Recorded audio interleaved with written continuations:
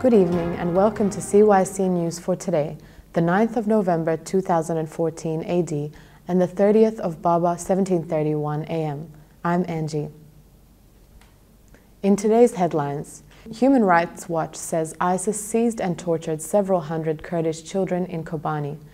Pakistani PM promises justice for slain Christian couple. Pope Tawadros tells Archbishop of the Armenian Church, "We dealt in love with those who destroyed our churches." Russian Patriarch Kirill says the Arab Spring revolutions resulted in tragedy for Christians. Prince Charles speaks out about the situation of Mideast Christians and further research into happiness.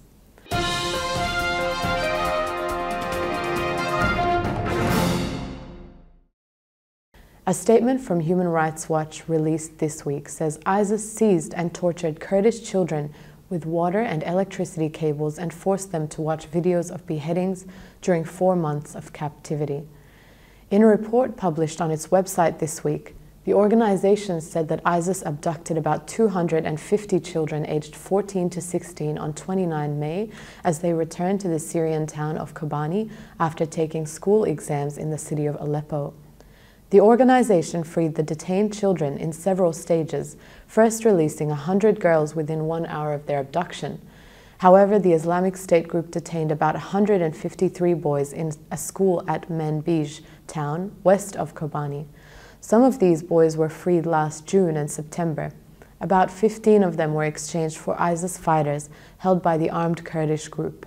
An official from the Democratic Union Party, the main Kurdish political party administering Kobani, said that ISIS released the last 25 boys on October 29th. He added that the children will be sent to Turkey because of the fighting in Kobani.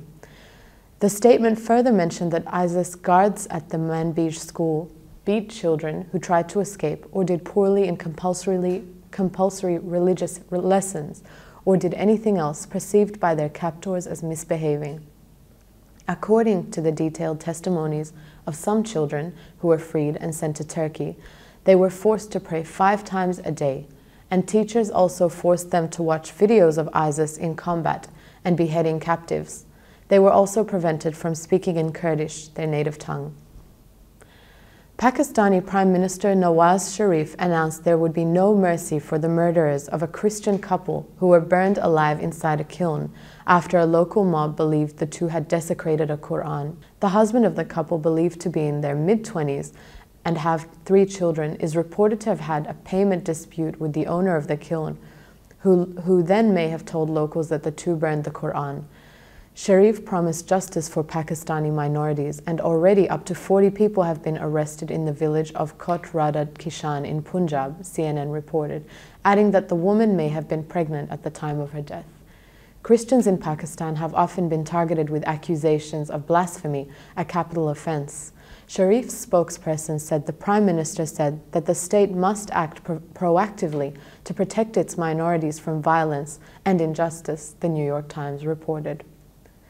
Pope Tawadros said this week in a statement, "We thank God for the perseverance of the Armenian Church, despite the persecution it has experienced." The Pope continued, "In our country, more than 100 Christian places were burned and destroyed last year, but we dealt in love with those who destroyed our churches, forgave them, and prayed for them," Pope Tawadros said.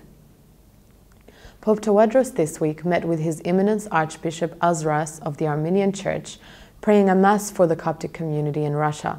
His Holiness delivered a speech to young Copts in a church in Moscow on Tuesday morning, urging them to be honest with God and the Church. The Pope assured them about the conditions in Egypt. He also praised the role of the Russian Church.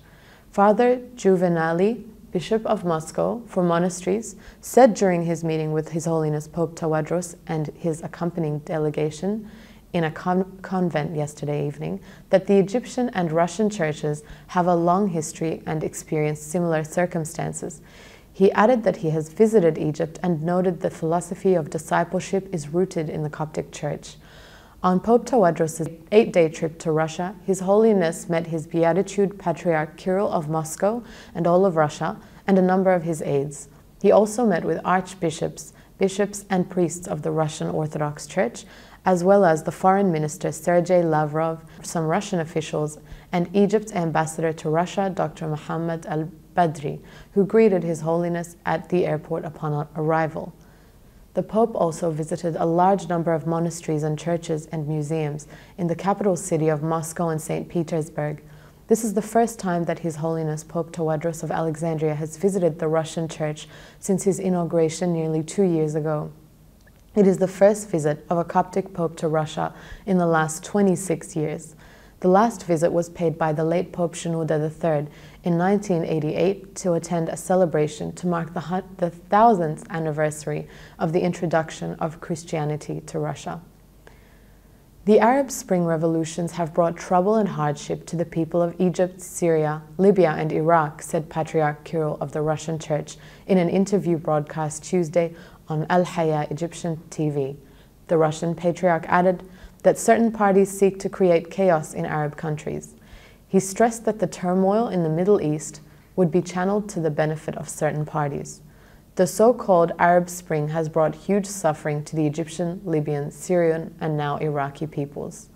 He said, "We clearly believe that this spring was just a tragedy to the Arab countries, and that eliminating and displacing Christians represents a factor of instability in the region and upset the balance.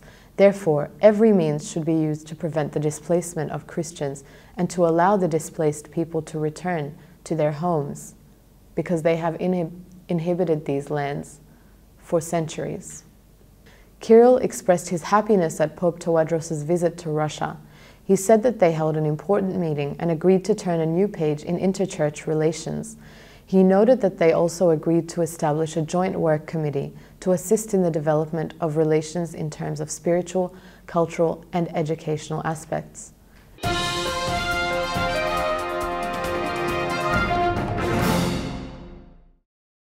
Prince Charles, Crown Prince of Britain, expressed concern about the threats targeting Christians in the Middle East. Prince Charles described their situation as tragic in a video posted on the Telegraph's website. He pointed out that his Christian faith allows him to listen to people of other faiths, including Islam. He called on officials of various religions not to remain silent and to make sure that the persons belonging to their faiths respect people who follow other faiths. The prince also called on governments to secure people's right to practice their religion, a right that he said is often infringed, even in the West. Prince Charles' statement comes after a British Catholic charity released a report on the exposure of Christians to persecution in the Middle East, Africa, and Asia, as well as exposure of Muslims to persecution in certain areas.